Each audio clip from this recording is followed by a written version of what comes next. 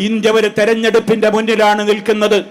India രാജ്യത്ത് മുസ്ലിങ്ങൾ അതേപോലെ തന്നെ മറ്റു ന്യൂനപക്ഷങ്ങളിൽ നിന്ന് മാത്രമല്ല, ഇന്ത്യയെ സ്നേഹിക്കുന്ന, ഇന്ത്യയുടെ മതേതരത്വത്തെ ആദരിക്കുന്ന, ബഹുമാനിക്കുന്ന സർവ്വജനങ്ങളെയും വേദനിപ്പിച്ചുകൊണ്ടുള്ള ഫാസിസത്തിന്റെ നരനായാട്ടാണ് രാജ്യത്ത് പലപ്പോഴും നടന്നുകൊണ്ടിരിക്കുന്നത്.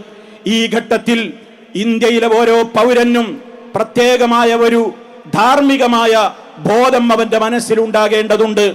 ഇന്ത്യയെ ആർക്കും അങ്ങനെ അടിയറ വെക്കരുത്.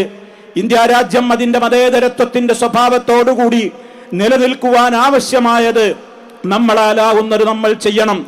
അതുകൊണ്ട് ഓരോരുത്തരോടും ഈ തെരഞ്ഞെടുപ്പിന്റെ മുന്നിൽ നിൽക്കുന്ന ഈ സമയത്ത് എന്നോടെന്ന പോലെ നിങ്ങളോടെല്ലാവരോടും ഓർമ്മപ്പെടുത്തുവാനുള്ളത്, ചൂണ്ടുവിരൽ കൊണ്ട് ഫാസിസത്തെ നമ്മൾ എതിർത്ത് തോൽപ്പിക്കണം എന്നാണ്. നമുക്കെതിരെ ഇന്ത്യ രാജ്യത്തിന്റെ കൃത്യമായ മതേതരത്വത്തിന്റെ മുഖത്തെ, സമാധാനത്തിന്റെ അന്തരീക്ഷത്തെ തച്ച് തകർക്കുവാൻ വേണ്ടി പണമിടർത്തിയാടുന്ന ഏതൊരു ഫാസിസത്തിന്റെയും അതേപോലെ തന്നെ മാനവികതയുടെയും ശത്രുക്കളുണ്ടോ അവർക്കെതിരെ ചൂണ്ടുവിരൽ ആയുധമാക്കിക്കൊണ്ട് പോരാടണമെന്നാണ് ഓർമ്മപ്പെടുത്തുവാനുള്ളത്. ഒരു സമ്മതിദാനാവകാശവും ആരും പാഴാക്കി കളയരുത്.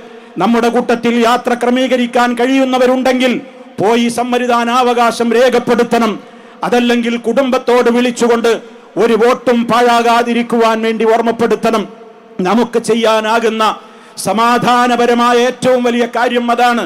അത് നമ്മൾ ചെയ്യുകയും സർവശക്തനായ അള്ളാഹുവിനോട് ഏറ്റവും മനം നൊന്തുകൊണ്ട് പ്രാർത്ഥിക്കുകയും ചെയ്യുക, രാജ്യത്ത് സമാധാനം എന്നൊന്നും നിലനിൽക്കുവാൻ വേണ്ടി.